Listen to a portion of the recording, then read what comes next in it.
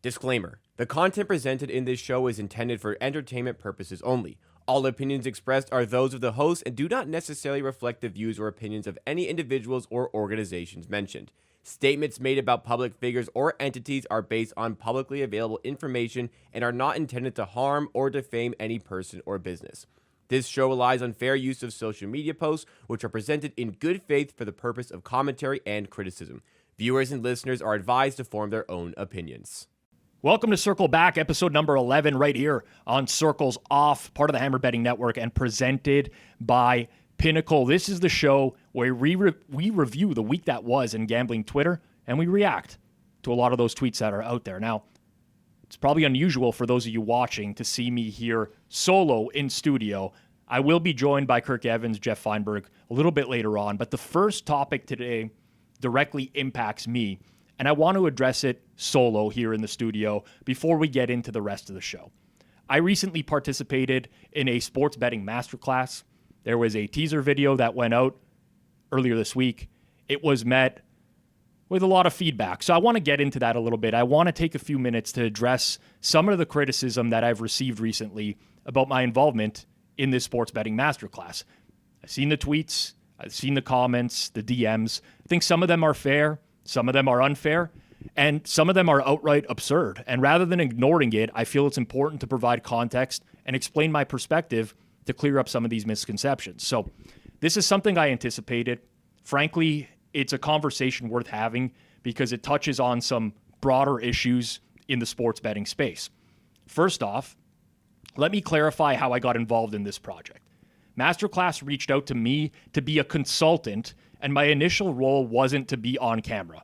They wanted help designing a curriculum for new bettors and for bettors who have struggled with betting over time. Now, it became very clear early on that their team are not sports betting experts. They didn't know much about sports betting, and that's not surprising. They sought out subject matter expertise from me, which I respect. Now, one way or another, this masterclass was going to happen. I saw the names that were being floated as potential instructors for this course. I knew I had to get involved. Without naming those names, let's just say there were people being considered that had very large followings but little to no credibility in teaching sports betting, and it would have been a complete joke. You can't have people teaching market fundamentals when they don't understand, or in some cases, they don't even believe in the efficiency of the betting market. So I saw this as an opportunity to steer the project in a better direction. I worked with their team to assemble the best possible group of instructors for this particular course. Some people declined for various reasons, scheduling conflicts, other factors. Getting a bunch of sports bettors together to do something like this is a lot more challenging than it seems. Not everyone in the course is there to be a teacher. Some are there to connect with the audience, to share their experiences, or to even provide entertainment value. And this is a mix by design. After weeks of consulting, Masterclass asked me if I would also appear as an instructor. And I agreed for a few reasons. One, it aligns with my desire to educate. I've spoken before about how passionate I am about helping other bettors improve. This was an opportunity to do that on a massive platform. People have said, well, you already do this with Circles Off, and they're not wrong. They're right. But Circles Off does not have the platform that Masterclass does. And this is an opportunity to reach a demographic that I would never be able to reach. It helps grow my personal brand as well. Let's be real. Being associated with a brand like Masterclass has value. I'd be lying if I said otherwise. But let me be explicitly clear. The money I made from this is insignificant.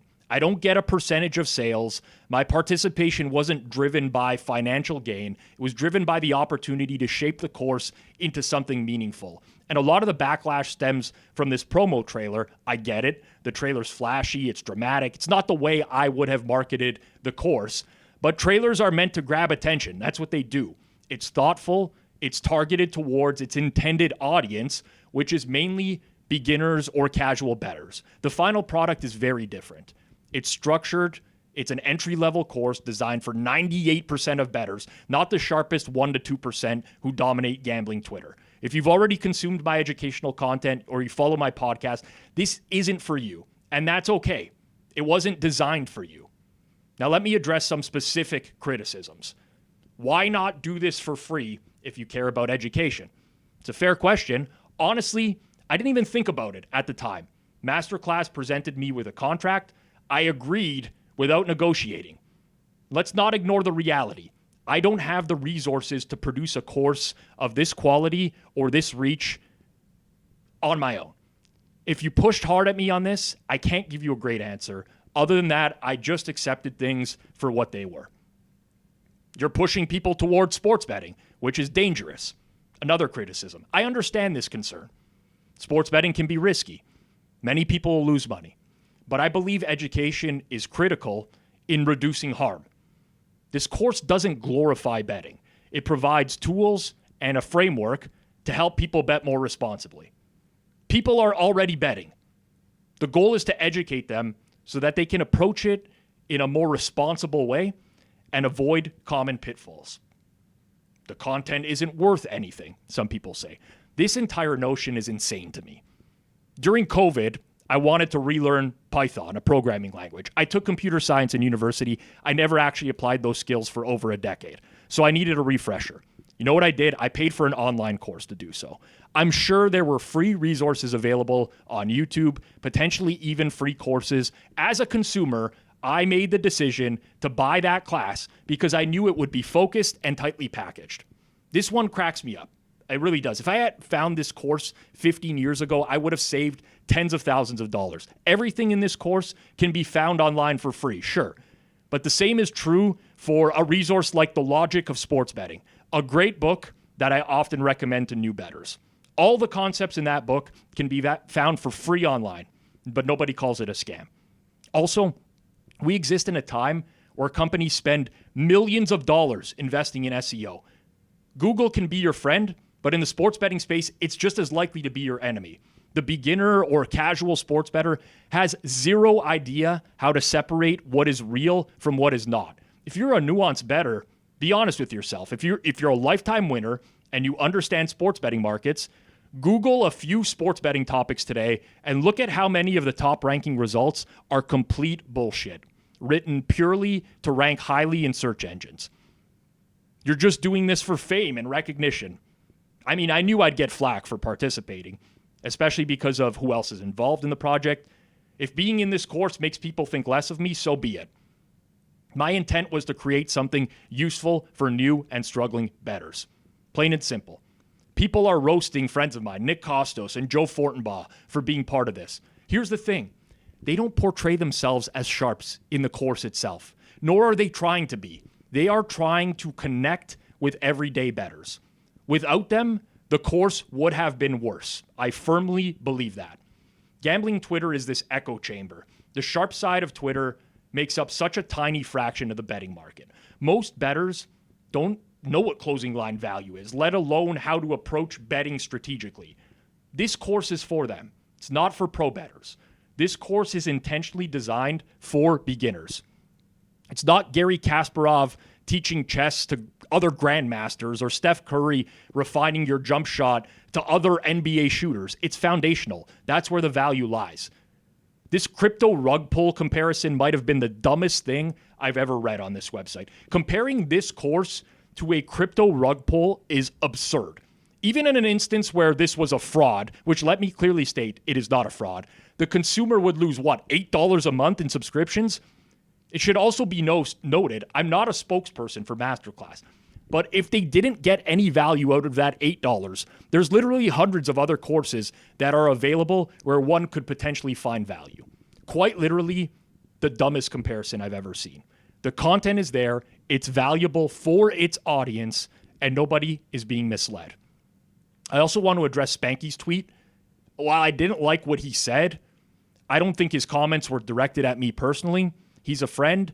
I will address my concerns with him privately, but I will say this. I believe the tweet was unfair. I don't think it's entirely truthful, and I think Spanky knows better. But rather than get into all those reasons here, I will just address them directly with him on the side. To the people criticizing me, I get it. From the outside looking in, I might feel the same way, but context matters. This course is for the vast majority of bettors who are struggling to find their way. If you're not in that group, great. This isn't for you. But for those who are, it's a resource that can genuinely help.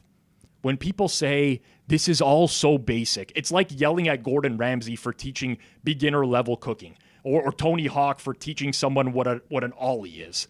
The course is designed for its audience, not for pros. There are honestly a lot of people who even responded to my post that very clearly could benefit from this course themselves. At the end of the day, I'm very happy with the final product. I stand by my decision to be part of this project. I'm proud of what we created. I'm confident it will help a lot of people. If you want to criticize, that's fine. I get it. But at least understand the context before you're passing your judgment. For those of you supporting the course or just engaging in good faith, thank you very much. And for the critics, your feedback is fair, but I hope this gives you a fuller picture of why I chose to do this.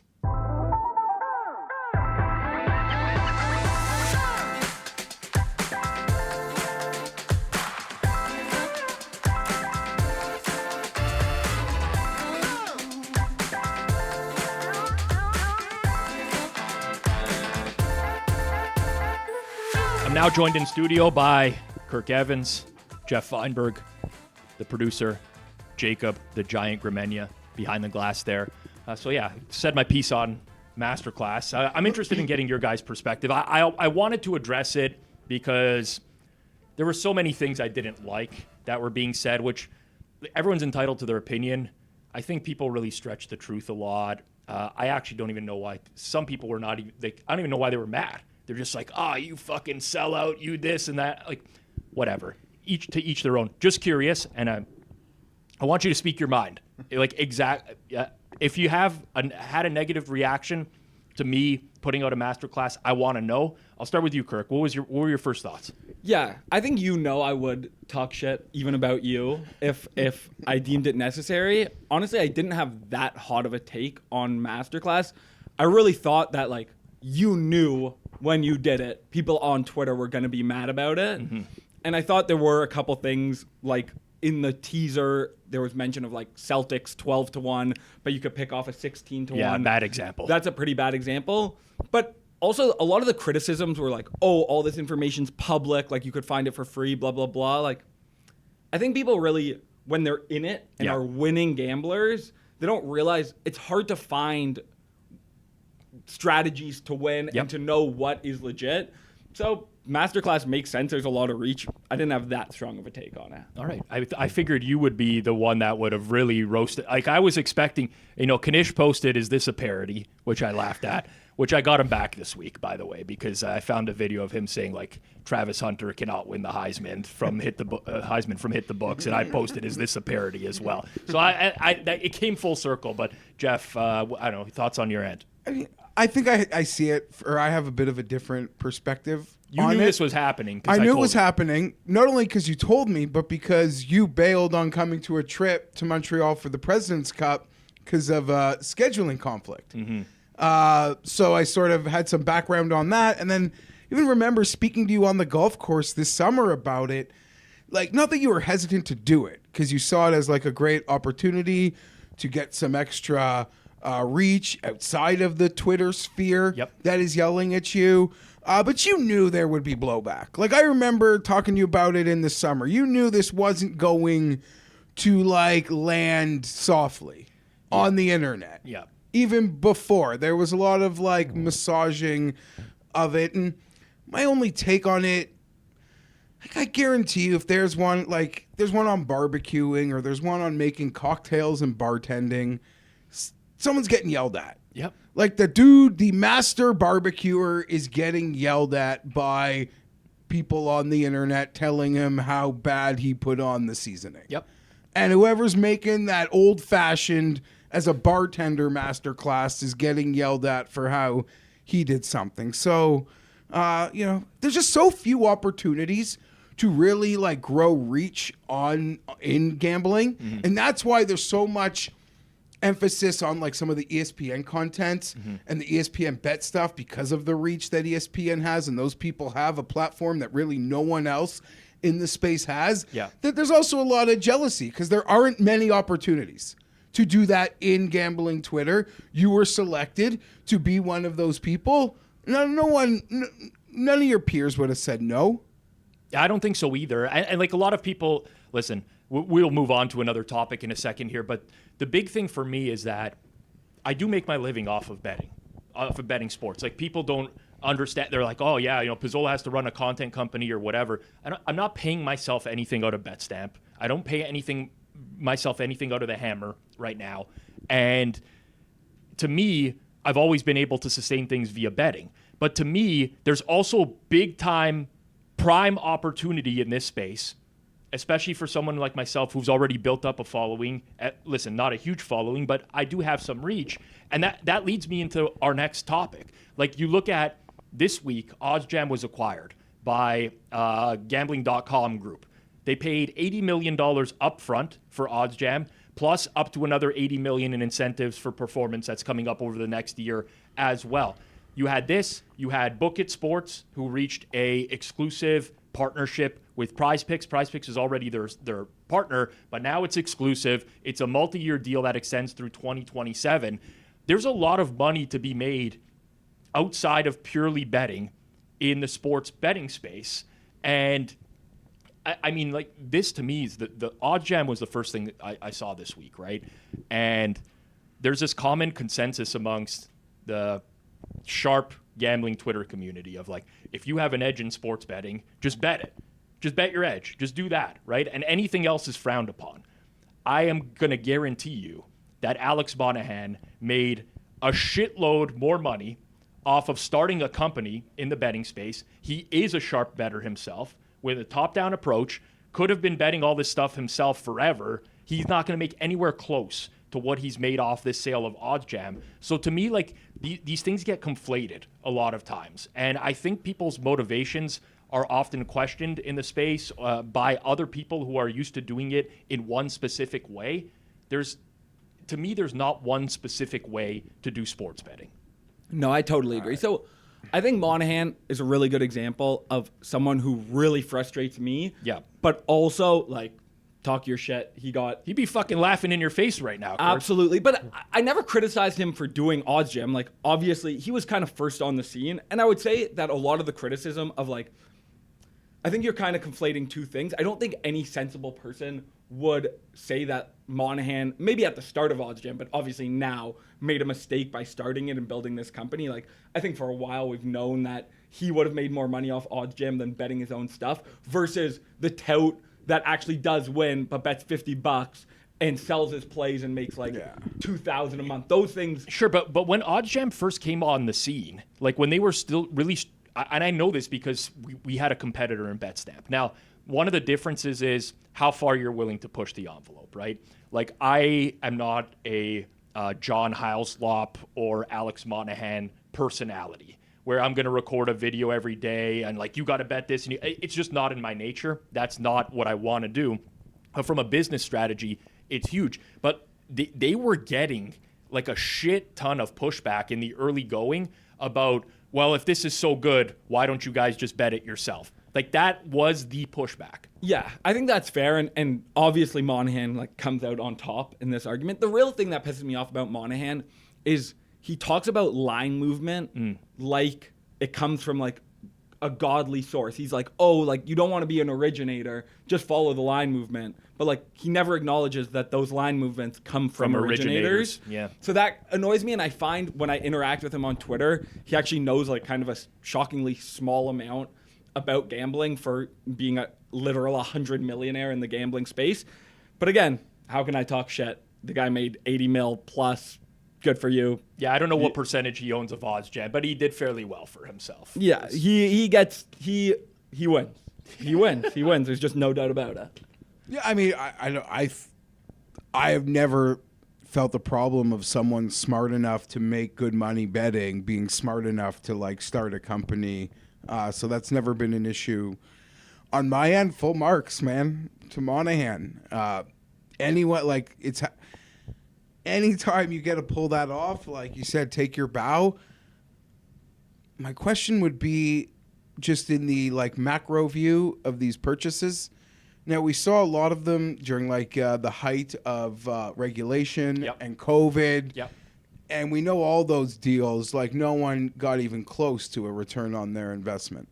There were some pretty big dollars paid, and Because the affiliate industry is kind of dying out at this point. so now I would say is gambling.com group coming in now on like on the low here? I Or don't- is this like, I'm just saying, because everything has taken a dip. Yeah. Every that doesn't mean there's still some incredible opportunities, but like I'd say, do you expect this one to land like the others, or is this one actually going to pay off? Because nothing is paid off. Well, I think the big difference with a company like OddsJam is they affiliate, but they also have a subscription-based product that generates a lot of money.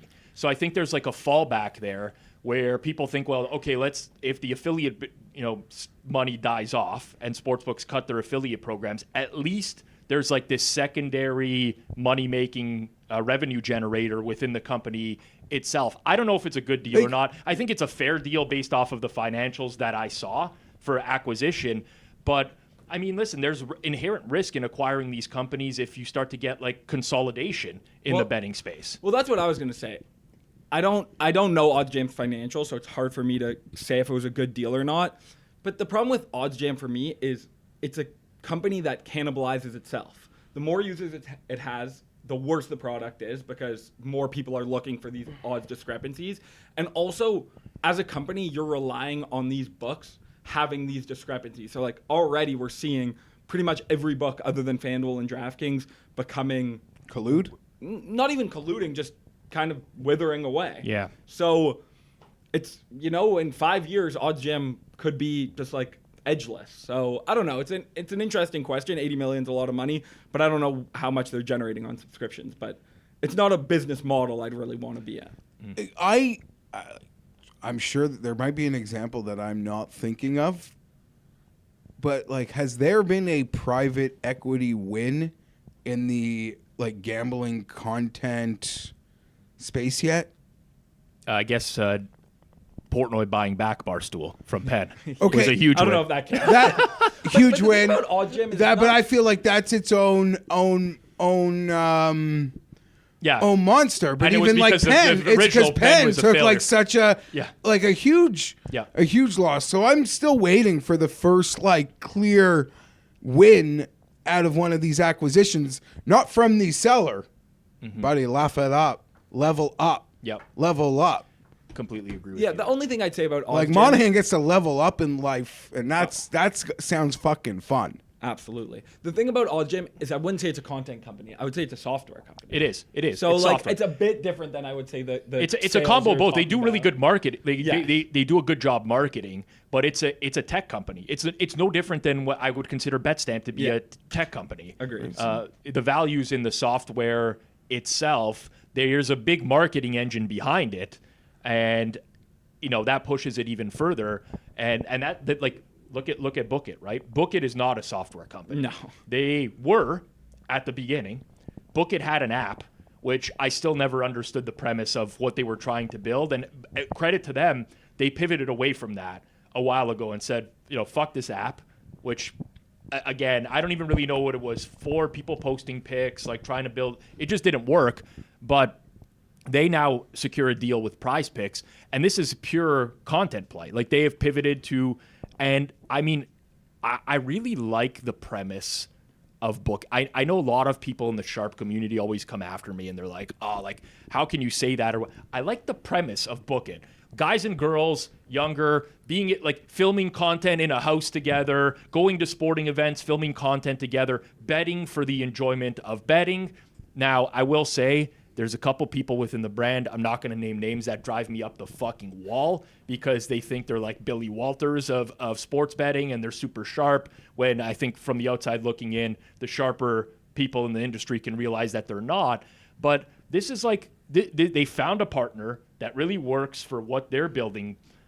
To me, the majority of the creators, especially Trent, who I really like as a content creator, puts himself out there as like, dude, like I'm a fucking loser. This is what I am. I'm gonna like this to me is a match made in heaven, and people are just like shit all over it. Like, oh, like sportsbook in bed with a bunch of losers and what. It's like, yeah, but they say that. Like this is a recreational sportsbook platform that found recreational bettors who, for the most part, claim that they're recreational bettors, and that's, to me, is just like a great business model. I'm happy for them, honestly. I got no problems with it. I don't know who everyone is in that picture, but the ones that I do, I feel like I'm supposed to dislike them way more than I do, because I don't. I have some strong dislike for a few here. But it's also, like, to me, the Trent stuff is if you can't catch on to that after taking one loss, like if you're buying any of it as real, I mean, it's funny and it's good. But if you're like believing that this guy has an edge or he's sharp or like knows what he's doing after taking like one loss with you and your buddies in the frat house, then that's Darwin, like survival of the fittest, weeding out the weak. As much as I'm like incredibly anti some of the promotional stuff that like sportsbooks do themselves, and like the predatory practices of showing up in your email telling you to do this. It's like the liquor store doesn't do that. Right? So some of that. But if you can't like differentiate what this content is, then I don't know. Then I feel like this is where Darwin needs to come in and whittle you off a little bit. Yeah, I think that what pisses me off with the sharp betting community is sometimes we act holier than thou. Yeah. And are like, oh, these people are doing stuff wrong. Trent's leading people to losing money. At the end of the day, for us to be able to make money, we need people like Trent to be successful. That we is need true. losers I in guess. the industry. That is how it works. So to act like, oh, he's so toxic, blah, blah, blah. It's like the sports books need to make money for us to make money. So if you're not doing anything that's like outright scamming people, selling things that are obviously misleading, it's hard I for draw people the line to at like take a some stand. small things. I'll let you go in 1 second. There's little things that bother me, like putting out a sharp report every day.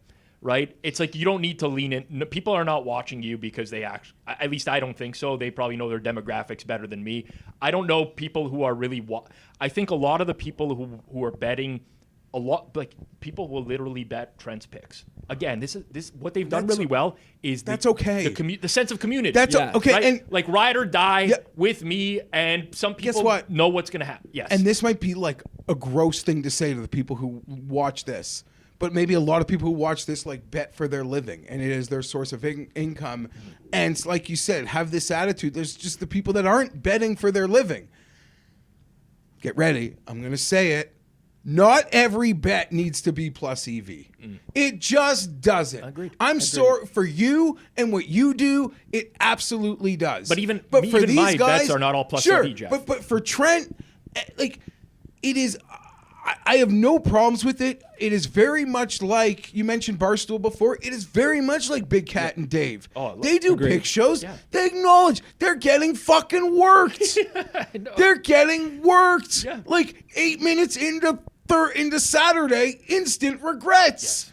But and I guess to your point, you're like, you just wish the whole operation would be a little more authentic with like, because there's some fringes of the operation that like to act like they're true. Yeah, true, like you true gotta sharps. be tailing me, like like I don't like that. But- now people convince themselves that that's the case, and I know I did that. Okay, so like this is hypocritical, but Jeff, you worked with me in my early 20s, okay, and you probably will remember when Gabe Morency got fired at the Score.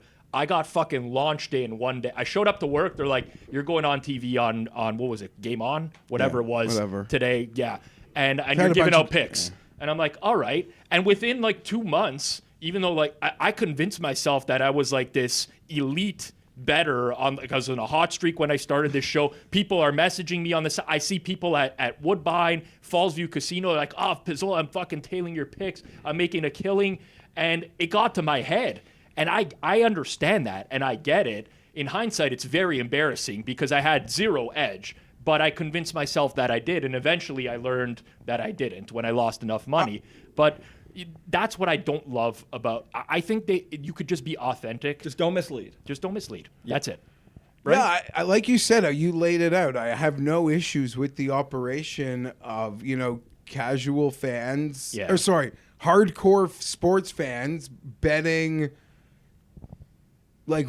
I don't want to say recreational because it's above that. But it kind of is. Yeah, recreational. I think it's fair. It's fine to bet. But I got really no issues with it. Part of me is supposed to be bothered. You see that picture? You're supposed to like be turned off by all of them. Trent, especially as the captain. I'm like, congrats to them. And Prize Picks, great partner. Agreed. Because I also believe, I've said it before, and I'm probably wrong, but I feel like Prize Picks they're like a level.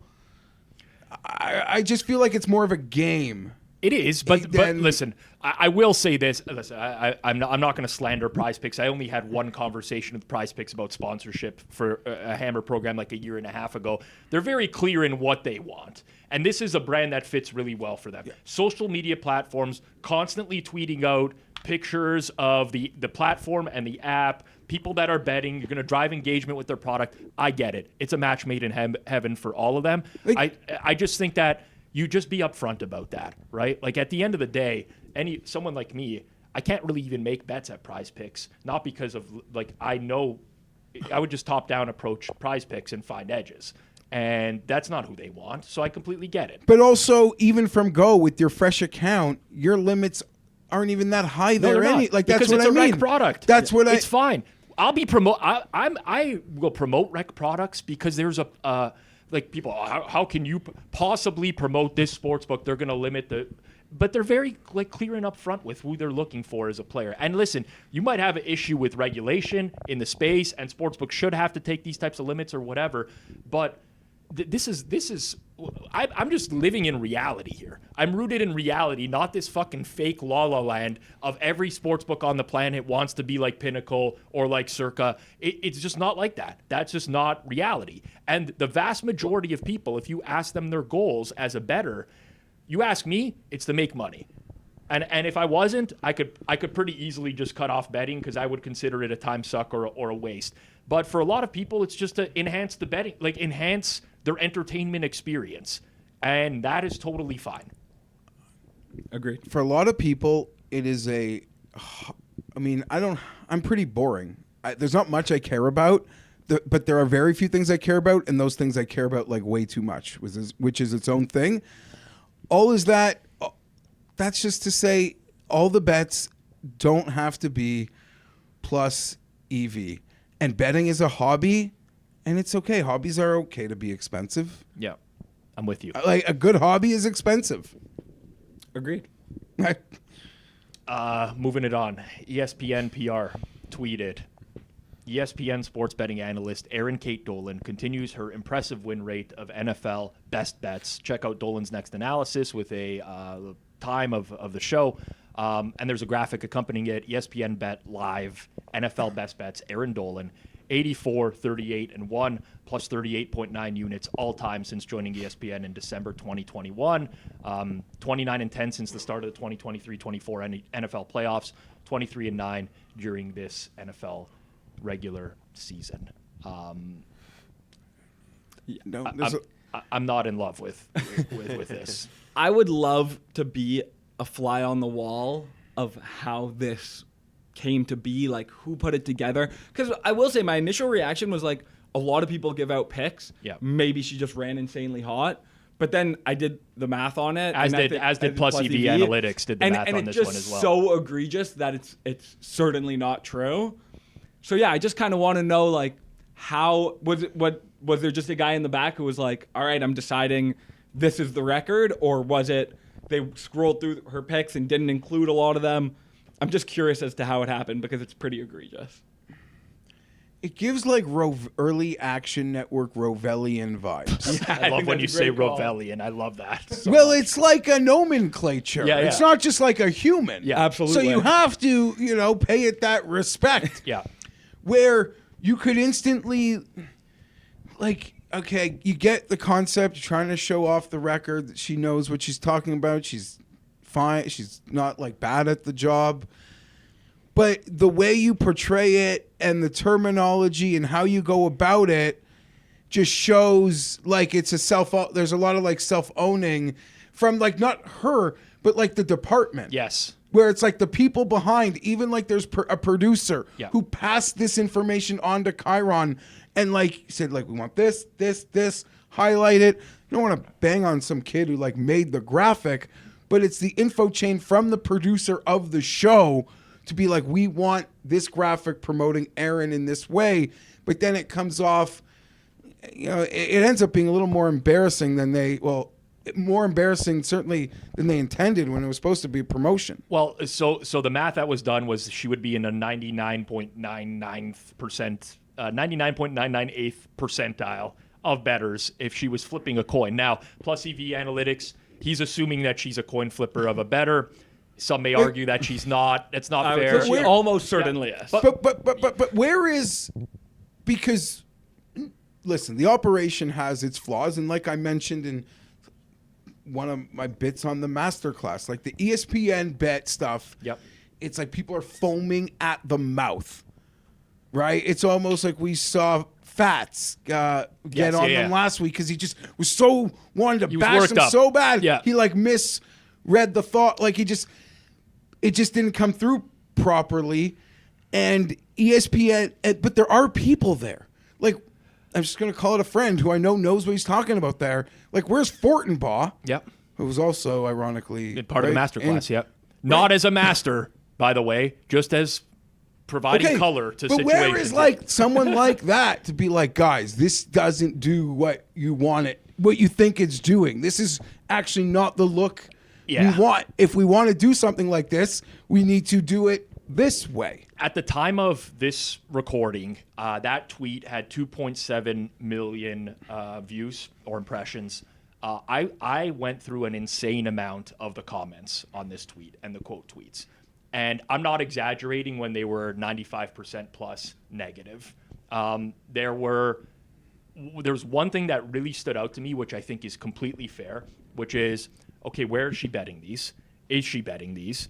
And if it is at ESPN bets, why is it that if I come remotely close to getting this type of record, I can no longer bet at this product? Let's go. And that is like a truly fair assessment of you. If you want to promote you're a winner. Your analysts having a great record at ESPN bet, I'm sorry, it doesn't work that way. When people who win can't bet at ESPN bet. It just does not work. So there is a conflict of interest here, for one. Second of all, this is like, and again, Erin Kate Dolan did nothing wrong here. This is just, she got a lot of negative grief for this type of stuff. There were some funny jokes. Mike Vivian. She only might have done something wrong having worked in places before. Yeah. Where she is like screaming, this is my record. Why aren't we promoting it? Well, maybe. I don't know what goes on behind the scenes. No, but we've been playing I have seen that. Pizzola, why did you said I lost 3 picks on the show yesterday. How come you didn't say I went 5-1 the day before? It's like, so you never know. And they're like, okay, we got to make it. I'm not saying that happened, but I'm saying there's a scenario where the talent can be like, this is what I want. Yes. Promote it. So I can tell you right now, because I didn't mean to do a bad impression of a female. Well, okay. There's been worse out there before. I've heard Bill Burr does a really bad one. It always really aggravates me. I love Bill Burr, though. I have like the tout spidey sense. I think you have this too, Kirk. It's why we're so abrasive on Twitter. It's I can see something, and I'm like, there's something here that's not right? So for me, this is the best bets that she's given out. My immediate question is, are there bets that are not best bets? Are there other segments where she's giving out picks? Have we just now cherry-picked a smaller sample out of a larger sample? So I go over to her Twitter account, and I notice that she's often tweeting out these 3-game parlays, and some win, but a lot of them lose. Are they included in here? I don't know. Almost certainly not. The fact, though, that nobody on the planet can seem to verify whether this is true or not is a real fucking problem. And my whole thing is, by the way, I get why this doesn't happen, but why can't we just include the records on the shows in real time as they're going on? Like, am I going to stop watching ESPN NFL Countdown when they show Erin on the screen and it says, she's whatever, let's say below 500. Is that going to be like, I'm turning this off, I'm never watching this again? Like, why can't transparency actually be a thing? I just don't think it's in their best interest. But I think this is kind of a joke, but I don't think it's if it was the opposite or she was negative 10 units, I just don't see how that. Well, it would never be promoted if she was negative 10 units. Exactly. I But just who don't see how cares? that benefits them. I know like what you're asking for, and holistically, sure. But that would be like, why aren't the like news shows listing like what this person was right about and what this person was wrong about? Like, It's for clicks. yeah, you can't like. Yeah, it came from an ESPN PR account. This is a public relations tweet. They are purposely trying to get her out there as like an expert in the space or whatever. But it did have some incredible blowback when there's a million people who are responding and being like, "Fuck! Like I've been watching this show for years and I'm betting. So I'm not seeing these winnings. Like what's happening here? It's been met with extreme negativity."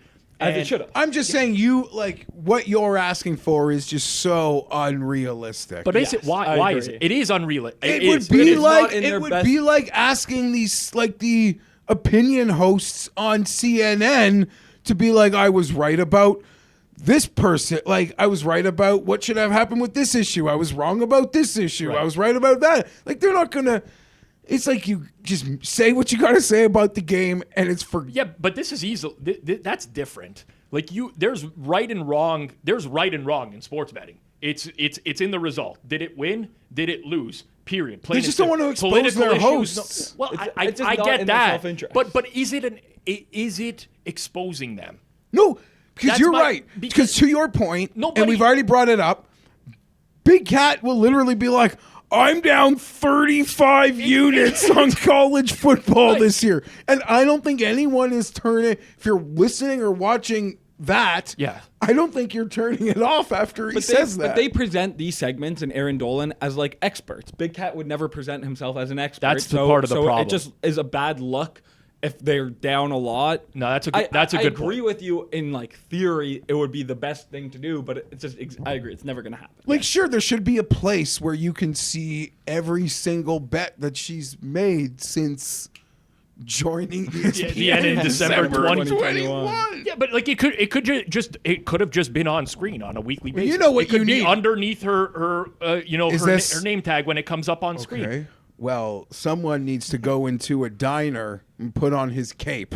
Someone does need to do Get that. a notebook out. Get a notebook out. I- Put on. There's a lot of. I mean, if he could go Right back, there. I mean, I'm supposed to believe this BS. If I documented her in a notebook, the truth would come out. I mean, the most totally off topic, sure. and I don't think he's trolling, but George's ability to take credit for like anyone using a notebook. Like there could be a receptionist who's like, I just got this new notebook. And he would quote tweet that being like, see, look what I've done. Yeah, he's Separate.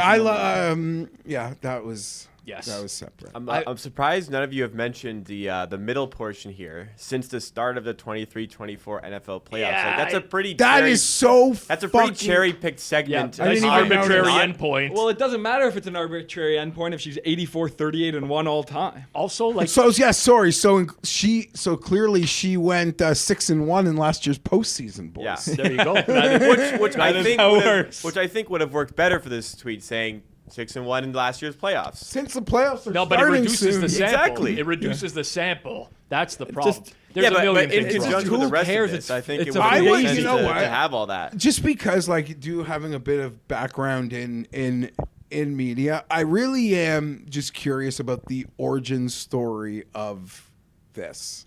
Yeah, Agreed. I would love Like, to. I'm going to tell you it. Like the problem is, and we've worked in this space before, and I think you brought up a very valid point of like behind. The problem is behind the scenes. Yeah, the nobody people don't. They fucking don't. knows. Yeah. They I don't. could tell you That this reeks out. firsthand experience with the Yeah. Masterclass project, and it's nothing. They're You've very got- good people, yeah. but they are skilled in production. Yeah. They don't understand. And the thing about sports gambling, or the sports gambler, and again, sometimes it's what like Rovell. Yep. Revelli. You can't.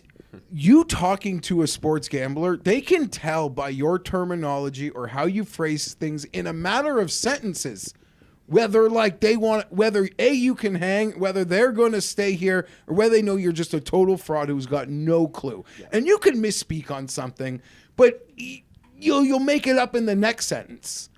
Yeah. I listen. I watch NFL Countdown. I have it on my screen in the morning before and while I'm doing Pizza Buffet on Sunday mornings on the Forward Progress YouTube channel. I see when the picks go up. I can hear because I'm not listening to anyone else. I've seen Erin's segments before, and the reality is I know that someone who goes on the screen and says, I like this team in the NFL this week, this spread. I'm like, the market, you can go to Pinnacle right now. They're taking $50K on the game. Circa's taking another. The market is extremely efficient. You have no edge at this time, but no one else within these productions actually knows that. And I'm not saying they should come out and frankly say it. I get why people give up picks. Yeah. I get it.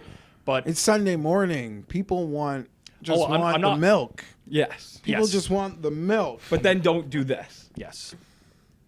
Give out picks for sure. Yeah, But don't I get pretend. it. Like Sunday Let's not morning, pretend. noon, you're making your picks. Like that's fine. Let's not pretend that Erin Kate Dolan has an edge on and picking NFL games at 11:30 a.m. on a Sunday. Let's not pretend that. Agreed. That's all I'm asking for. I have no The issues show's with Erin fine. Kate Dolan. Yeah. I think she's very good in front of a camera, not just because I think she's attractive. She also has good camera presence. I can understand entirely why she is on a broadcast. Don't get me wrong. I get the whole business. I get it. Let's just not pretend like you're going to go and make a ton of money betting Erin Kate Dolan's picks. Totally agree. That's where I'm at on it. All right. Oh, we did. Okay, yeah. Which tweet in Mike particular Vivian? did you want to see? Yeah, I just loved it so much. Let's give it some shine. All It right. truly is fantastic. Mike yeah. tweeted, just lost my Ace account. Ace is a PPH. And he posted a screen capture of a DM. Hey, man, just noticed you're tailing picks from Erin Dolan at ESPN. The rules clearly state we don't accept or pay out sharp action, so I have to shut you down. Mike Vivian is a legend in this space. Honestly, shout out to Mike. Yeah. Make sure you let your wife know you were mentioned again this week on Circle Back. That's a Great tweet. Yeah, that was like a frozen rope in the gap. So good. So, frozen rope in the gap. That was hit out of the fucking Sorry, ballpark, sure. Jeff. That made it over the Green Monster at Fenway into Mike, the fucking yeah. parking lot over there. Mike's got a good slugging percentage. Definitely. All right. Vegas knows. I love when I see Vegas knows on the rundown. I love when we get to this stuff. Rio stays true tweets. Let's talk about this. Now, there's an accompanying image here, which is a FanDuel market of either player to be an anytime touchdown scorer in the Thursday night football game between the Rams and the 49ers. So you could bet Cooper Kupp or Puka Nacua at plus 350, Deebo Samuel or Cooper Kupp at plus 380. These are mistakes. These lines are mistakes. They're not priced properly. So Rio says they list these by mistake. Everyone nukes them. They could have easily voided them and chalked it up as a mistake, gave everyone their money back, but they didn't. They let the bets ride, and guess what? The game ended in no touchdown being scored. Question mark, question mark, question There's mark. also a ... which I didn't include at the bottom. But yes, the implication is that FanDuel, once they realized they made a mistake, worked with the NFL and Goodell to make sure there was no touchdowns in that game. Someone's got to walk me through this, man. Someone has to walk me through how there are people on the planet that let's think about what this is, what he is Suggesting. insinuating in this particular spot, which is FanDuel fucked up. They posted a market which, frankly, not a lot of people are going to see anyways. It's a deep limit's down, probably pretty buried small. market, smaller limit type of market. Bunch of people went to town on it. Then one trader, he was like, "Fuck, We got to make the call. We built up a huge liability here. We got to make sure that none of these players, there's got to be no touchdowns tonight, or we're going to have to pay out big." So they get on the phone, presumably with Roger Goodell. FanDuel headquarters calls up Goodell, says, "Goodell, we need no touchdown score tonight." They Somehow, three-way in the call. Shanahan. they reach out to both teams. Somehow, it also ends up with the worst weather that we've seen on Thursday Night Football in a while. Torrential downpour. They called the CIA as well to control the weather. Like, what is wrong with people? Like, this is a real tweet, by the way. This is real. This is not. The replies are real as The well. replies are very real. What's the logo beside his name? Beside real? Yeah. Who is that? Number 2? No. Auburn? He's saying like the betting. He's for sure Oh, I part don't of know. some like.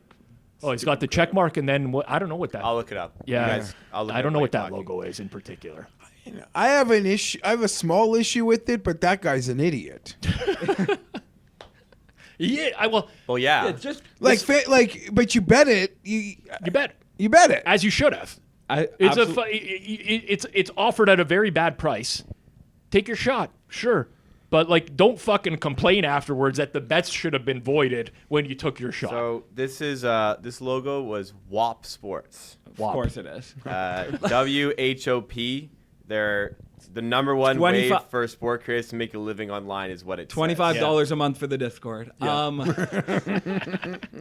To me, you're edge shooting, and then you lose, and you expect it to be void is just such an insane joke. The only argument they have, the only one, is that there was potential that FanDuel was free rolling, and if they scored a touchdown, they would have voided the bets after. But I also just don't think that was going to happen because enough people saw it. Yeah. FanDuel wouldn't take the marketing hit. The bet just lost. Just shut the fuck up. You got a good bet. You lost. Shut up.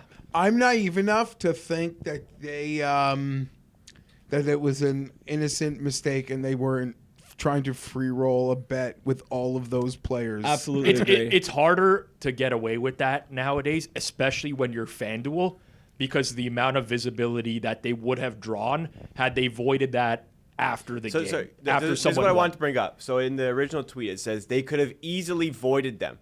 No, they could not have easily voided them because then Could they Rio not- Stays they True could would have have tweeted, "Oh my God, they're scamming us." yes, They great voided point. the Yeah. bet. Yes. They voided Yes. the bet after we already bet it. You have to let it ride. 100%. I will say this: I would have I'd have lost like 5 shirts.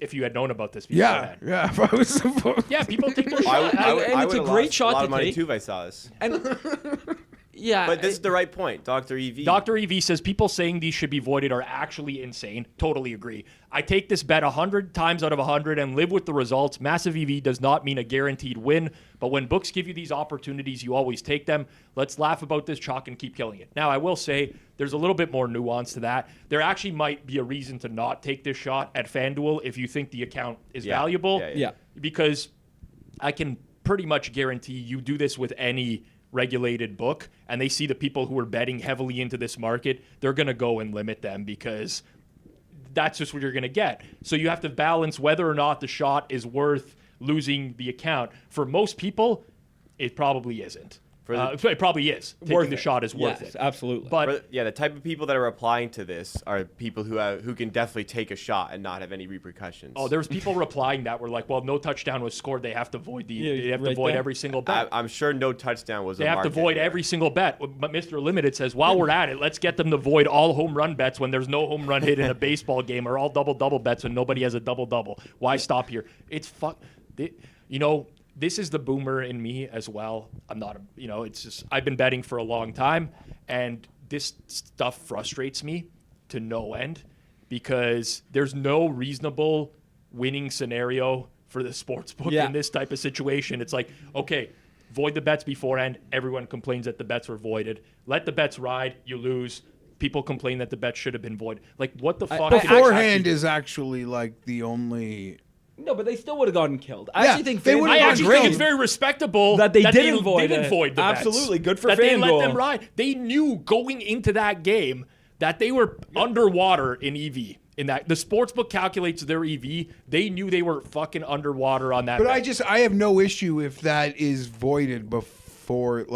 We noticed this was a mistake. I don't, but They would know have what killed the them, fucking though. Sorry, discourse would have I- been. I- on What that. was the guy's just mean name who worked for Plop or whatever? Like the when you're company edge is? shooting. WAP, WHOP, WAP, Rio. He would have again. he Rio would would have have had the exact fucking same lost tweet, his just mind. like you said. Well, it's Sorry, bullshit but they voided it. the line you used or the terminology edge shooting. Like when you're edge shooting, you know that the void is 65% in the range of outcomes with a book like FanDuel. 100%.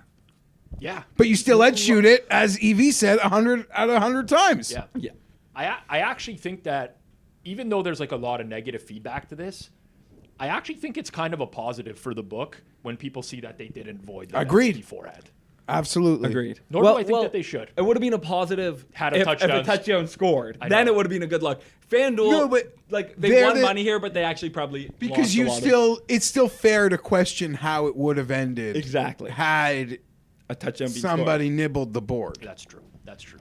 Speaking of sportsbooks that are always fair, that would be Pinnacle Sportsbook, live in Canada. They've been in business for the past 25 years. Find out what pro bettors have known for those 25 years. Pinnacle is where the best bettors play.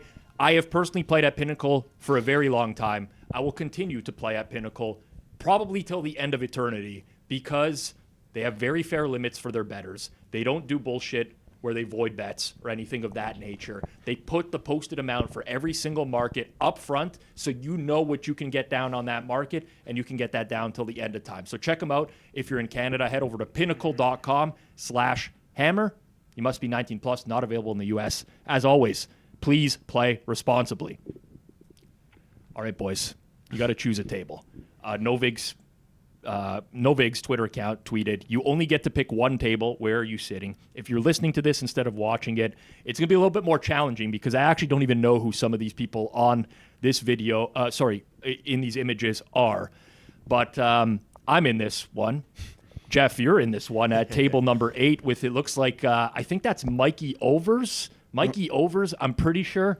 And I think that's the betting queen. I don't know who anyone is. I'm not going to lie, Jeff, your table sucks, man. Yeah, you've got a rough table. I don't know. I wouldn't even know. I'd make the best of it. I guarantee you. I would love to sit at a table I with guarantee you, me and Overs, I couldn't even tell you who that is. We'd find out someone in the room we mutually hate and just make fun of them. That's like, I don't know. That's what would happen. But other than this, I'm You're like, gonna be a mean-spirited guy? I'm getting home from school and asking mom to send me to private school. Rob, your table sucks too, man. My table. But who's the I other also guy hold with on. Rob? On the topic of me, I flattered to be included. I genuinely don't think I belong. I do not post pics. I really don't even make pics. I actually truth didn't be even told. think about that. Like, Like why? everyone here posts pics, yes, I'm not and no, I guess. or not but like, what pics am I? I will say, from the outside looking in, you are an odd inclusion in this entire thing. That's not a Yeah, disrespect no, I to don't. you. I was I'm always happy to be invited. I don't consider you like a gambling Twitter personality. Does that make sense? Is that fair? I think I am a gambling Twitter personality, but the ecosystem is so big. I don't really even give picks. I The don't only even. picks I give, Rob, are I make outright golf bets. Yeah. Like during golf season, and those are the picks that I post. I don't give picks on Twitter either. Most of the stuff's on YouTube. Anything that's pick related would be on YouTube. But who is that in my table number? There's Jeff Rosa underneath me. I don't know. Is that a hockey Like, stick? no It disrespect. I does don't look want like a hockey stick. I have no idea who that is. Can't Jacob see, in the original tweet? Didn't they tag everyone? I wonder if they tagged everyone. So by process of elimination, maybe Jacob could nail who that is.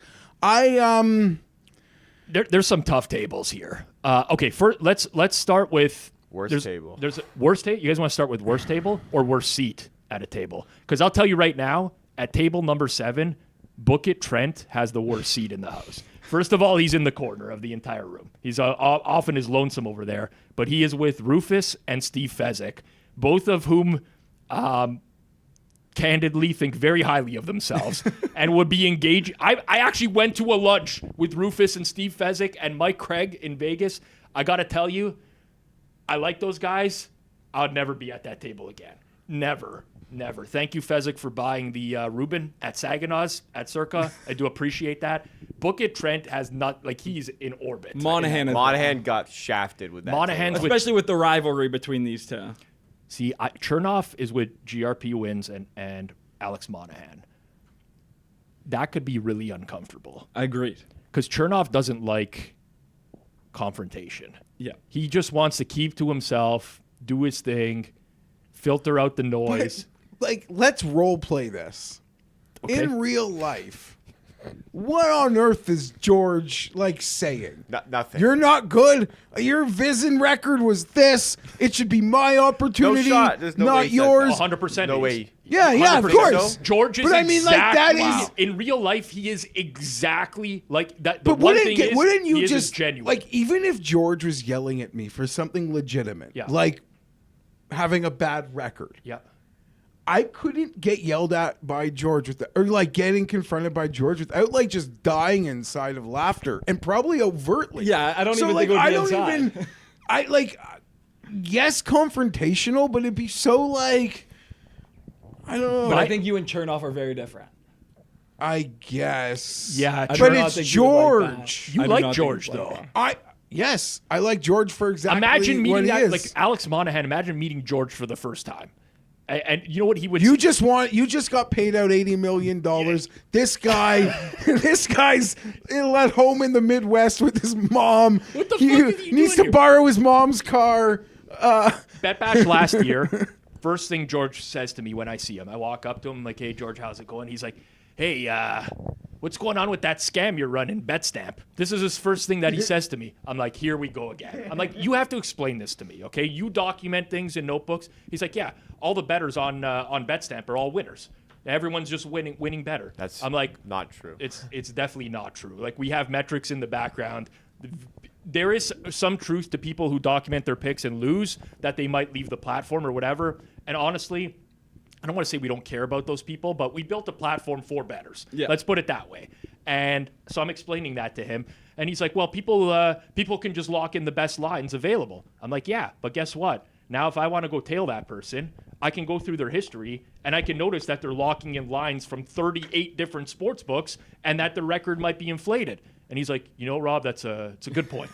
That's a great point." But he was immediately abrasive. I with like me. that he's like that in person. He is the same. That makes person. me like him more. He is a genuine person. Who's the third girl at number 5? Taylor, Kelly, and who? That's so by the way, Lauren Rob's Cowie. table, Rob Table is Chelgod, the creator of Book It Oh, Sports. God. God. The Ooh, man. I guess Yeah, you know your what? table's really He would bad. talk some puck with me and Chelgod would talk some puck. I'll Yeah, tell you. your table's rough. That's like table 5 is That's Taylor, Lauren Kelly. Cowie. Vegas, Taylor Mathis, and Lauren Cowling. Yeah, who's from Book It. Oh, okay. Yeah. That would be Jason. So the whole Book It crew 5. is here. 2 of those 3 girls hate me. So I'm not saying that's a bad spot. That would be a bad The spot. worst for me. table to choose to sit at is definitely number 6. Honestly, number 1 might suck too. I'm sorry, Rob. Yeah, No, one sucks. I don't find that offensive. 2 is the best table. 2 is the best table. by far. 2 is the best table, which is Captain Jack, Spanky, Yeah. Jeff Benson. That would be. Like, be I good. want to talk to all those guys. I would agree. First of all, if I could pick one person in this room to sit at a table with, it would be Jeff Benson. Benson So, or Kanish for me. Already, I don't want to sit down for lunch with Kanish, but I do. Benson, I would sit at. There's some sort of Spanky and Captain Jack have been taking these subtle shots at each other for 3 months now. Might be uncomfortable. It might be uncomfortable, but I don't know. This is a really tough one for me. Table 6, which Jacob alluded to, is Bo Wagner. Caruso? Alex Caruso and Krabs bets. I will say this about Krabs, because Krabs did content for us at the Hammer in the early going, actually for Betstamp as well. My interactions with Krabs as a person were always extremely positive. I don't want to shit on him in any. We talked on the phone every now and then. He was very upfront with me. I could totally sit down with Krabs and have a lunch. My interactions, I hate the way he runs his persona personally, but that table would be from the outside looking in, looks like a very low point in this entire graphic. I'm choosing table 2, probably. Same. Number 3 is not bad. 3's okay. I think it'd yeah. be fun to watch Kanish and plus EV bitch at No. each other back and No. forth. literally, come on. No. You think that would be fun?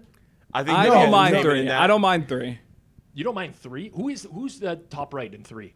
I just don't know. Somewhere, That could yeah. change my So answer. we don't even know who the third person is, and you guys are sitting at I just at that know table? Kanish is going to entertain Let me see if they have it here. I don't know. No, they. I mean, person's not Kanish will tagged, be so in I'm the not health sure. center. I have zero interest in that table. I know Kanish. I know plus EV. No offense to either of them. I don't think either's a particularly interesting person in real life. I would golf with them anytime. No offense. I'd sit down, but putting them together, that's not going to be my table. Fair. Table 2. Table 2. You I got the like most Table personality. two's got to be Yeah. the best. Got the most personality at table 2, Yeah. without a doubt. Jeff, you look Do like you know the guy who created this thing? this is Novik. Novik. I've Probably interviewed Big Buck Hunter. Yeah, it's probably Big Yeah. Buck. Or whoever runs their Yeah. Twitter. That's a great. By the way, completely unrelated. Well, it's very related, I guess. I love these. Yeah, it's good These are content. great engagement starters. Yeah. It's really good content, and keep doing them for Circle Back. Can I be honest? Like, all I've been thinking about is you guys have been talking for the last, like, however amount of minutes. And I've had this thought for a while, and this probably isn't the place, but I want to, like, change my avatar. I just don't know what I'm supposed It's to. also like very low res. You could. Yeah, that picture was from, like, day one Twitter. Like, I still have my Bobby Pizza avatar as well. I think I'm due for a new one. Like, I've never changed my avatar, but here's my problem. You change your avatar, you, like, almost don't exist to me. Yeah, people have no idea who you are. Yeah, it's Like, true. It takes some getting used to. Yeah. Used to. Like, one of my best friends, like, on Twitter, who I do stuff with all the time on the internet, changed his avatar this summer to a golf hole. It's never felt the same. Yeah. I'm sorry. Like, I don't know. It You just just got to it's rip off the different. I Band-Aid think you and do should. it. I So think I you should feel- do a very professional photo. Not The one a- where it's like almost like the real estate agent or where you have your like the arms Get outta crossed here. type of thing. I think Jeff that can suit that type of photo. I'd like to see it. Throw on Give it that a try. pink Kirby sweater, The Timothy arms Chalamet. crossed, maybe some sunglasses, and maybe a spliff in your mouth as well. 2025, I think. Comment your suggestions for Jeff's Yeah, well, next profile picture. That's a good idea, Jay. That is a good idea. That's a very Perhaps good we idea. will feature the best ones on. Perhaps, you know what? next week. idea. It might get featured. It might get featured. All right, the ideal gambling setup. Saw this week. Lots of responses. Versapal, I guess, tweeted. Not many people know, but this is the bare minimum setup you need to win at sports betting in 2024. And it's a picture of his setup. It's 2 horizontal monitors, one atop the other, 2 vertical monitors on each side, a very colorful keyboard and mouse as well. Is this like a known person, like a big trader I or had never something? seen No, this no person idea that. A or lot heard of of him followers? before in Is he big gambling in like Twitter. trading Pretty or crypto this or person anything? has less than 300 followers. Yeah, so this is And- just this is embarrassing. Yeah. It'd been more embarrassing if it was actually someone who had some like equity in the space because there's a lot of self-owning. Yeah. Here, the keyboard is deplorable. That's not even the worst of it. This guy, like, he's probably decent at Call of Duty. That is my takeaway from this. But I don't think he's winning at sports Okay, there's a because of it. there's a lot of things that I.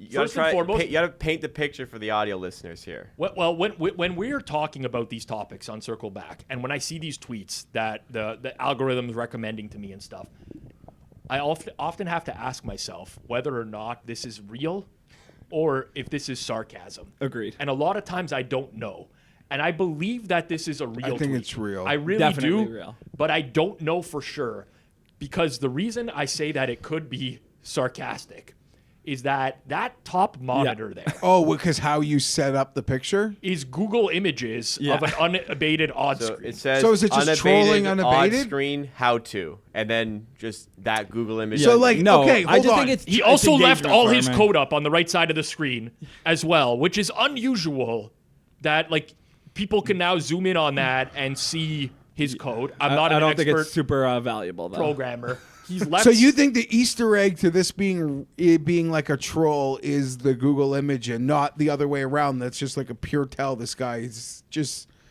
trying to show think it's- off. I'm Like he saying- bought a new monitor and keyboard and really wanted to show the Yes, internet. I think that's more likely, but the fact that that's the picture makes it at least somewhat likely it's a troll. But Okay, if you're it's not right. if it's not a troll, it's very embarrassing. I'm still like you laying. said. I'm still laying minus 200 that it's real. Yeah, I let's think put it's it that real. way. Agreed. But I'm just very confused by what the whole other thing. are there other tabs open? There's on the Twitter left and FanDuel. FanDuel's on the left side. No Twitter's other on the bottom. tabs. I mean, if we could probably zoom in on that Twitter to see who he doesn't follow on the right side, who it's recommending for it. Like, just putting this stuff up there is really unusual.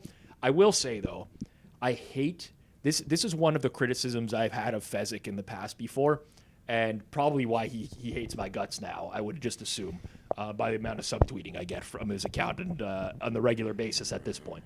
I hate when people talk about a right or wrong way, especially the right way. You have to be doing this. This is the bare minimum setup you need. I'll tell you what the bare minimum setup you need is. Yeah. Is this? Yeah. It's a phone. That's the bare. And I can win at sports betting with this one device. One device to win at sports betting in 2024. Would it be helpful if I had a secondary device? Sure. But I'll tell you this. I could take this phone and I'll go up against Book It Trent with fucking 18 monitors and an amazing setup. And I'll tell you who's going to win more money. It's going to be me. So I hate this stupid stuff of like, you need to do this. This is the bare minimum. I hate it. I can't understate how much I hate it. You want to know something wild, Rob? I've had a lot of bad ones. But yesterday was a great NFL Sunday for me. And I don't know how I managed to do that when on Friday night I was playing Mario Kart with my daughter. I don't know how. Mario Kart in a movie. I got to correct you, by the way. Yeah. Because I interviewed Matt Metcalf here on Circles Off. By the way, if you did not check out that Matt Metcalf interview, check it out. It is probably my favorite interview I've ever done with one of my... I thought it was one of your best episodes. Maybe the best. I enjoyed it more than most. I also said Mario Kart, and I got flamed for that on Twitter because we're supposed to pronounce it Mario Kart. It is Mario Kart. Mario Kart. So I just want to make sure that people don't come after you, Jeff, because I talked with Matt Metcalf about playing Mario Kart in my youth against friends for money, which I'm sure maybe you did as well. Yeah, of course. Of course. Yeah. But sorry, I had to prevent you from going down that path of Mario Karts where the internet gets really upset at you.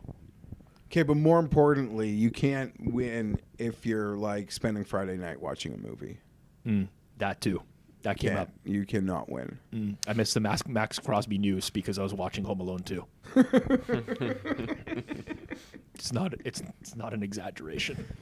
Okay, so there's something else I wanted to bring up from this tweet here because nobody has mentioned it. Even pre-show, nobody mentioned the disaster that this room is. So, like, look at the background here. The desk is not against a wall. There's like a glare. It's in like a weird middle of the room spot that's like really close to a shelf that you probably don't really have a lot of access to.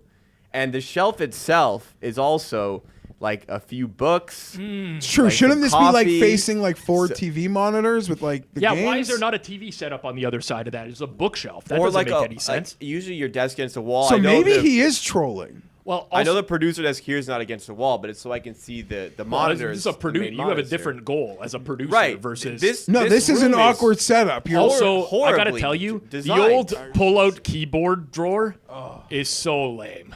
No, That's I used to have one. No, My I used school- to have one yeah, because for it would sure. save desk space because I had a lot of stuff on my desk for like microphones and all. But this you're other sitting stuff. so far away from your desk afterwards when you pull out that drawer. I don't know. Yeah. Well, no, because the keyboard's still in your lap and you get the vision in front of you. I don't anymore. I prefer not to have it. That but keyboard tilts when I had me a as small well. desk, I needed a extra space what, on the what desk. does your setup look like, Kirk?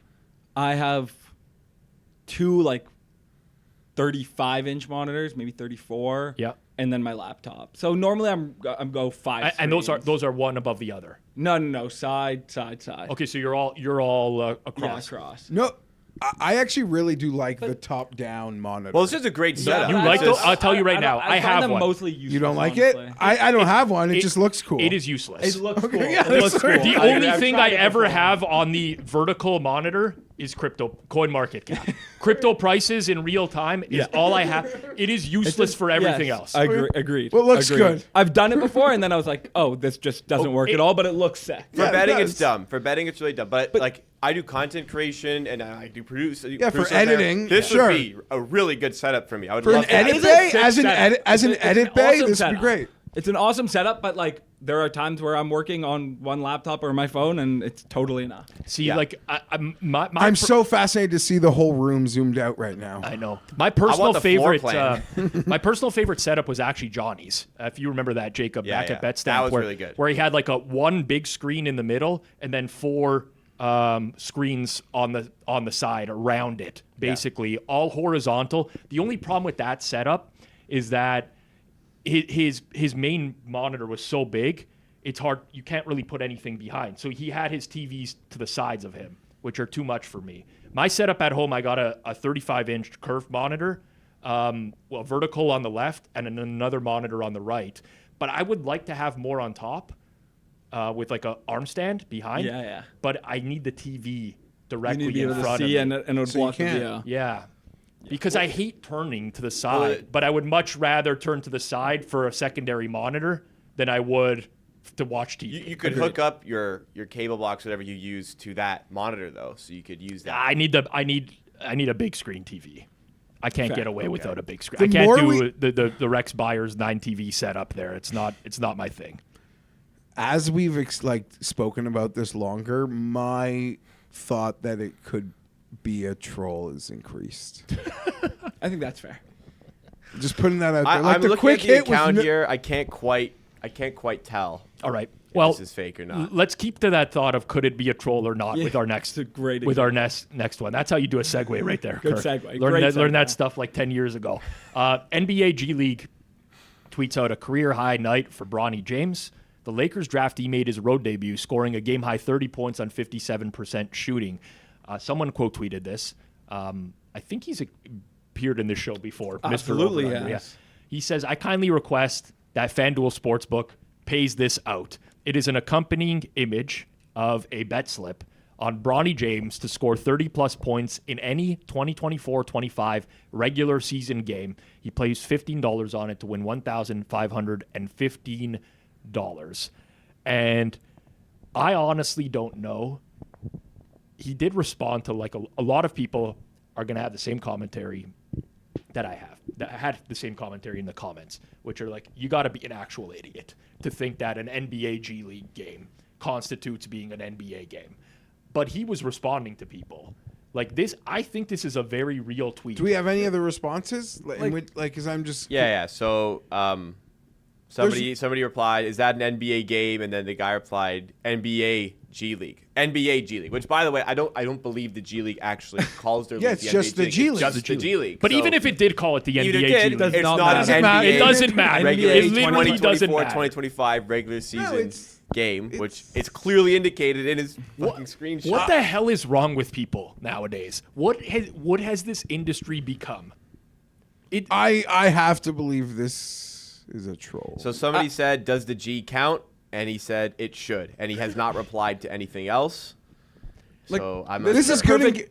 This is like if you are trolling, this is like ideal engagement, even for a $15 bet that you know, like one night Bronny's gonna put this up in the G, and I'm gonna get 1,000 likes. I don't know. I was going to say whatever. something very similar. If this is trolling and engagement farming, good for you. Amazing job. Yeah. If you're serious, you need to go You need help. for help. Seek help. Like There's if no that middle is- ground. yeah, There no is middle not a ground. middle ground. No middle There ground. literally isn't. Out of curiosity, would you have considered this a good bet prior to the season? Because people were arguing about this as well, and some of the comments were like, "Well, the tell that you're a losing sports bettor is that you actually even placed this horrible bet in the first place." I don't know enough about Bronny James. Yeah, so I actually got messaged prior to the season from someone who I consider pretty smart. These props being like, "Oh, these are all really good," and I thought they were absolutely terrible. I thought by far the most likely scenario was Bronny was going to be in the G League for most of the year. Maybe he could hit this if the Lakers are so bad that they're tanking down the stretch, but probably not. And even if that happened, he probably doesn't hit a 30-point game. They are incentivized to play him if, hypothetically, there's a lot of injuries or it's a massive blowout. But 30 points is a lot. No, I think it's a horrible bet. Jacob, you're a basketball guy. You do the board NBA with Pips every single weekday here, part of the Hammer Betting Network. 100-1 on Bronny James to score 30-plus.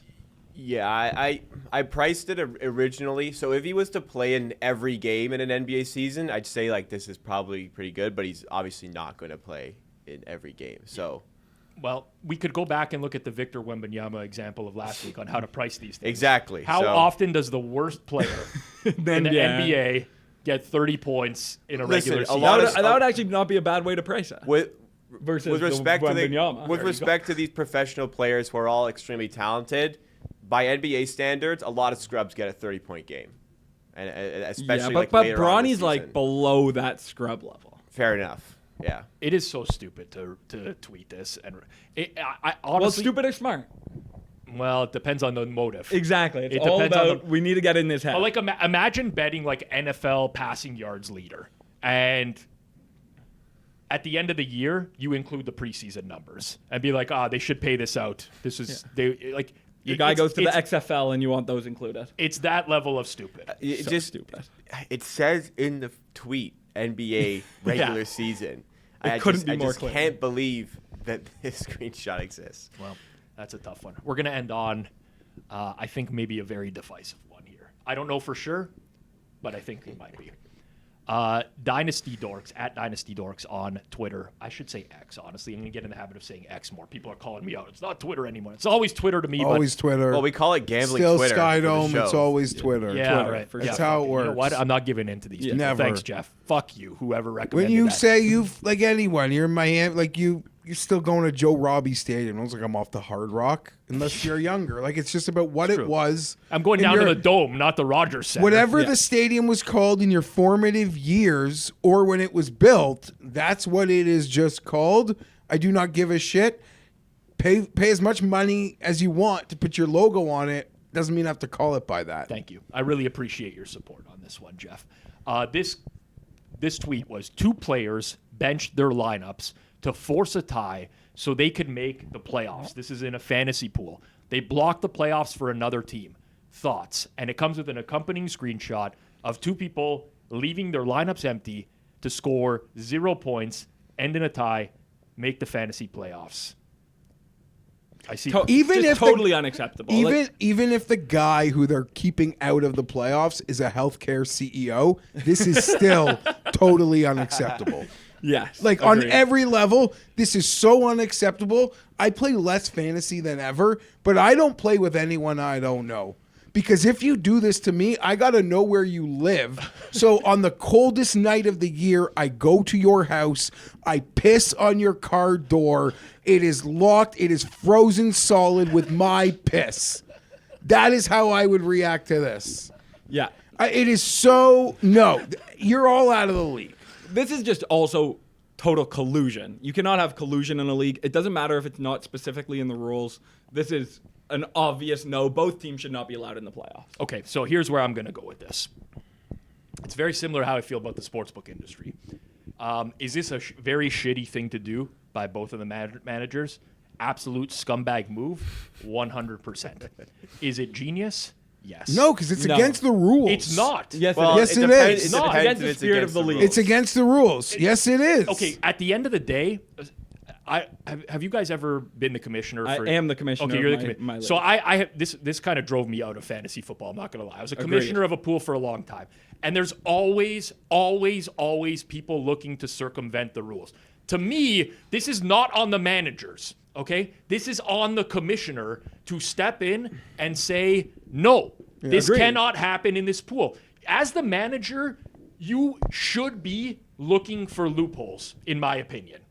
That's where I stand. So to me, I know you don't like it. Like, I agree. Would No, I do I it? agree with that, but that's I what agree. The needs to commissioner do. has like an overriding responsibility, Yes. but you are taking away the culpability of these people.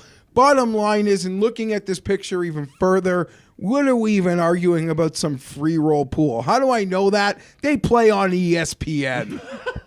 No one fucking plays on ESPN. You're in some free league with a bunch of strangers. Fuck off. Fair. But I doubt they're strangers because actually, if they colluded for the time, yeah, they A probably lot know of each take other. that a lot back. of gambling Twitter plays on ESPN. I did some high That's roller some pools sick where I fuck. tried to convince people to play on Yahoo, and they refused. They I honestly think they all suck. I have one on ESPN, one Yahoo, one Sleeper. I think they're all terrible. I think Yahoo's. Yahoo is the gold standard. I think it's. I the don't gold even agree.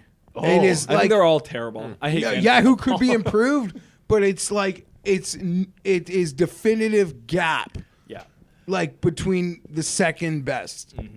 I'm a big My fan opinion. of. There's certain features I really like on Yahoo, like when they give me a D+ for my draft, Oh, and my that's friends And are they show like, you that "Oh, I video? got a better rating than you on the draft." I'm like, "Let's see where it ends up at the end of the season when I always win and you always lose. Let's see if the Yahoo rankings were right this The year." sponsored guys." content too on Yahoo. It's always good. It's so good. I think as a commissioner of a league, you have a responsibility to keep the fucking league in order. And I don't blame managers for doing shit like this. At some point, commissioner should have stepped in, made a ruling, and said, no. This can't happen. We're going to take the total amounts that your starting lineups would have scored. We're scoring those. That's what's happening. There is like no way this is a home league. There would be straight up like war. I think it is a home league though because you have to be close with someone to be able to collude And like that. not only that, you actually have to both really know someone enough to hate the person you're and trying trust to. each other. Yeah. Someone's not going to sneak So in a you're Monday right. night. All man. valid points. I guess. Yeah. No. Like I said, there's no. I don't even know. I want to know what the other guy did to these bros. Like what he did. Whose wife did he sleep with? No, but it's not about the other guy.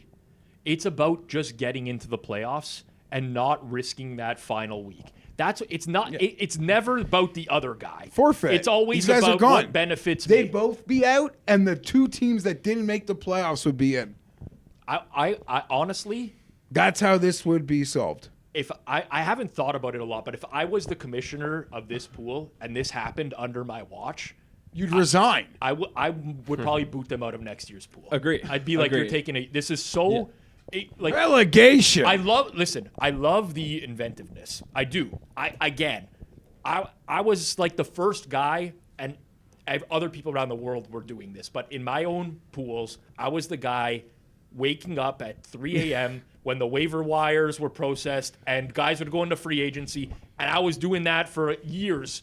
And then people caught on, and like you got to do what you got to do sometimes. This is I do credit the fact that people went through the standings are like, hey, wait a minute here. We could tie. We're both in. Let's make it happen. But it is against like the spirit. And I do understand that. Agree. Sometimes you gotta just not do stuff that is total scumbaggery. They know they're being fucking scumbags. Yeah. They know. You know. Not like they don't know. With that said, if I had a player that was playing on Monday Night Football in this pool, Or you do like sneak it the, in. You sneak them in last minute. the double swerve. Yeah. You're like, yeah. You pick up a few guys for Monday Night that'd be a Football. great Just move. how would you trust the other guy as well that they're not going to start somebody last Probably minute? sitting refreshing at like 8:19. Both of them have. There's an inherent amount of trust in doing something like Yeah, this. it's as well. like it's almost like you each. I couldn't formulate the joke quick enough, but it was like like you each have like some ability to like nuke the other person if they go against you. That was the whole joke that you No, couldn't I was formulate. it was ruder. It was meaner. I went there and I couldn't pivot. But it essentially game be theory. like It's game if theory. if like we're doing this, Rob. Yeah. But like until this week is over, I have possession of your Patrick Mahomes Gem Mint PSA graded card. I like that. Like you exchange valuables. Yeah, that's Smart. what I mean. So that was sort of it's ladder. good. You need I was going to collateral. use like Sounds like you children. really thought this I was through. going to Put use it in children as escrow. the original collateral, but then it got dark. Yeah, it gets dark with children. And then I decided let's just go to trading cards. That's good. That's good. All right. Going to end on that. As a reminder, #CircleBack on Twitter. Not X. On Twitter. If you want us to talk about a topic, I review the hashtag every single week when we're putting these show notes together. Honestly, can't do it without you right now. There's so many things I'm starting to see now out there that people are starting to tag us in. Be sure to use that hashtag. Of course, if you're not subbed here on Circles Off, make sure you do so. Honestly, goes a long way to helping us. But also, I watch tons of YouTube. Oftentimes, I don't sub to a channel, and then I don't get served that content months later, and I completely forget what I was watching. So make sure that you are subbed here. Smash that like button down below, and of course, comments always help. We'll be back next week with a brand new episode of Circle Back. Peace out.